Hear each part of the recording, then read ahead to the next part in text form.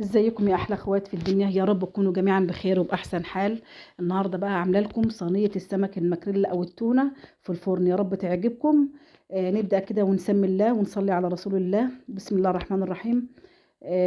اللهم صل وسلم وبارك على سيدنا محمد عليه وعلى اله وصحبه اجمعين. النهارده بقى نعمل سمك التونه الجميل.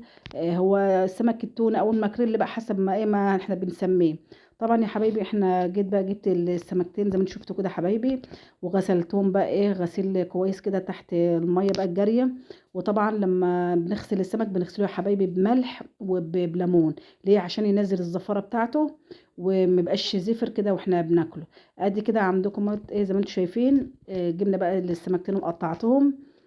طبعا اهو زي ما انتم شايفين اهو كده بقى السمك. غسلته غسله كويسه كده ان شاء الله هتعجبكم. فطبعا اهو يا حبايبي انا كده قطعت السمك اهو. وان شاء الله كده تشوفوا الطريقه وتعجبكم، والطريقه سهله وبسيطه جدا يا حبايبي. ادي اهو بقى طبعا احنا محضرين التتبيله بتاعتنا اللي هي بتبقى عباره عن بتبقى عباره عن فلفل اخضر وكزبره وكمون، عشان عارفين ان السمك بيحب الكمون يا حبايبي، طبعا مع الملح. نيجي هنا بقى. طبعا احنا محضرين الصينيه اللي هي طبعا احنا هندس فيها السمك يا حبايبي. طبعا ايه اللي بقى الموجود بقى في الصينيه احنا بنعمله بقى عشان ندس الصينيه، ندس السمك. طبعا معانا طبعا مقطعه. جايه معايا طماطمتين مقطعاهم، معايا فلفل اخضر، معايا فلفل الوان، معايا بصلتين مقطعاهم يا حبايبي. وطبعا والليمون زي ما انتم شايفين كده ان طبعا السمك احنا عارفين ان السمك بيحب الليمون. ايوه يا حبيبي زي ما انتم شايفين. طبعا بقى انا كنت مصفيه ليمونتين، عصره ليمونتين على الخلطه اللي احنا عاملينها دي يا حبايبي. اهي زي ما انتم شايفين اهو الطماطمتين، عفوا. طبعا مع الطماطمتين مع البصله، مع الفلفل الاخضر، مع فلفل الوان. وطبعا مع عصير الليمون طبعا الليمونه اللي احنا كنا عصرينها يا حبايبي. اهو زي ما انتم شايفين بقى اهوت ومقلبينها تقليبه كويسه كده اهوت يا حبايبي. ان شاء الله بقى الفيديو ده يعجبكم. والاول مره يشوفني يضغط لايك واشتراك في القناه وتفعلوا زر الجرس عشان يوصل لكم مني كل جديد. وما تنسوش بقى بالله عليكم اللايك الجميل بتاعكم والتعليقات الجميله، عشان يرفع الفيديو يا حبايبي والكل يستفاد.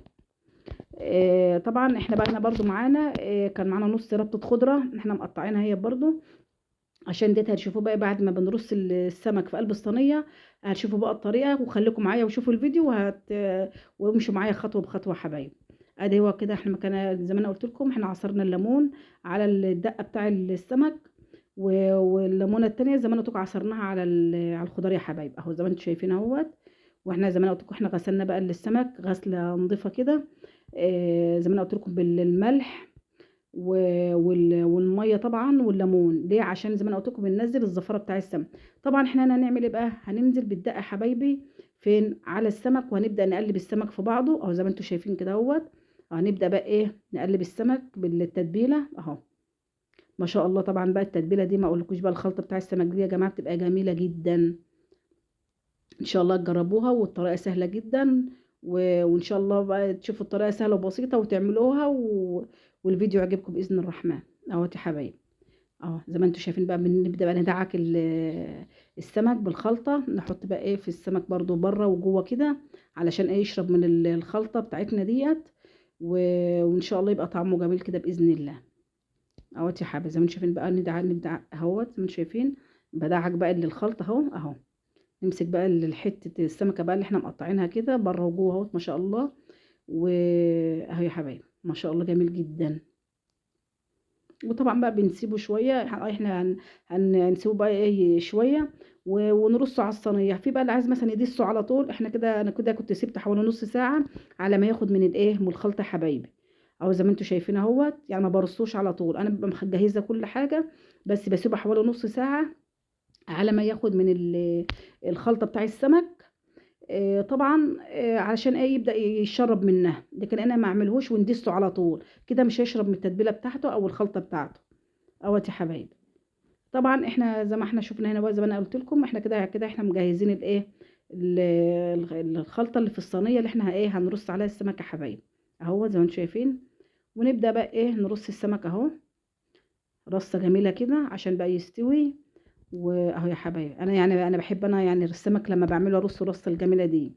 انا دايما بعمله كده، لكن مش والله مش عشان الفيديو والله يا جماعه، كمان يعني انا بحب انا ايه، يعني الحاجه اما اعملها كده ما شاء الله يعني احنا طبعا بناكل بعينينا قبل بقنا. فطبعا يعني سبحان الله يعني، ان شاء الله يعني انت لما تشوفوا الصينيه في الاخر كده بعد ما رصها تعجبكم والله يا حبايبي. اهيت.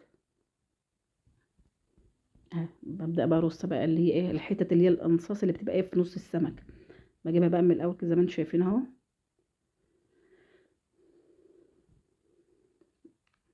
ونبدا بقى نرصها كلهم بقى كده اهوت. اهوت يا حبايبي. اهو زي ما انتم بقى شايفين كده بقى رصه جميله كده. إيه ان شاء الله كده تعجبكم وتبعتوا لي بقى في التعليقات. اهوت يا حبايبي.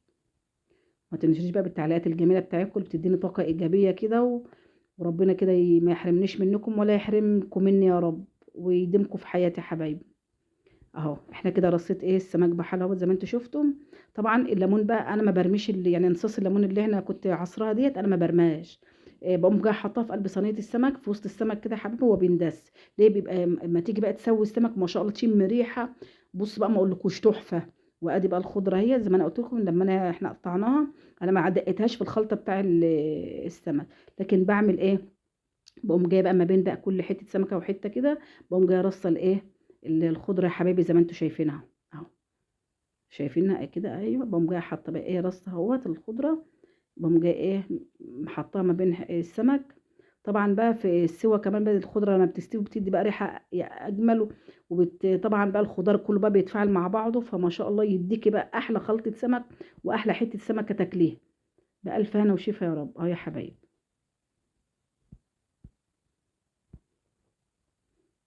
ما شاء الله يعني. حتى ريحة التتبيلة كده جميلة جدا يعني ما شاء الله، الله أكبر يا حبايبي. أهو. بسم الله ما شاء الله. أدي كده الصينية بتاعتنا اهوت. كده بقى إيه بعد ما خلصناها. وطبعا بنبقى مشغلين الفرن على مثلا 200 درجة مئوية يا حبايبي. ليه؟ عشان ايه؟ لان يعني ما ياخدش معاكي بتاع ربع ساعة. ليه؟ لان طبعا ما تسيبهاش كتير في الفرن عشان السمكة لو نشفت منك في السوا ما بيبقاش لها طعم بالظبط. يعني تحط مثلا بشوكة كده وتقومي إيه تشوفي السمكة كده ما تحسي ان الوش اتحمر من فوق يا حبايبي. إيه فطبعا بالشوكة وتاخدي حتة لقيتها ما شاء الله استوت خلاص كده تشيلها على طول ما تسيبهاش في الفرن. وطبعا احنا معانا زيت. لازم تدهني الوش زيت يا حبايبي. ليه؟ عشان ما يتحرقش وما ينشفش منك. اه زي ما انت شفت بجيبها مثلا بفرشه او مثلا بالازازه من فوق كده، وتبداي تنقطي مثلا على كل ايه حته من السمك. تحطي عليها زيت من فوق. وزي ما انا قلت لكم طبعا بنبقى مولعين الفرن او البوتاجاز على النار. ليه ما تحطوش هو بارد، فطبعا نكون مسخنين. فطبعا بقى مجرد هو بقى ما يستوي يعني بسم الله ما شاء الله يا حبايبي اهو. زي ما انا قلت لكم ونبقى نشوف السمكه برضه ما سيبهاش تنشف في الفرن عشان ما يبقاش طعمها متفل. فيا دوبك تعملي بالشوكه كده استوت ما شاء الله تقومي شايلها على طول. ادي يا حبيبات والسمك استوى اهوت وبسم الله ما شاء الله تبارك الله.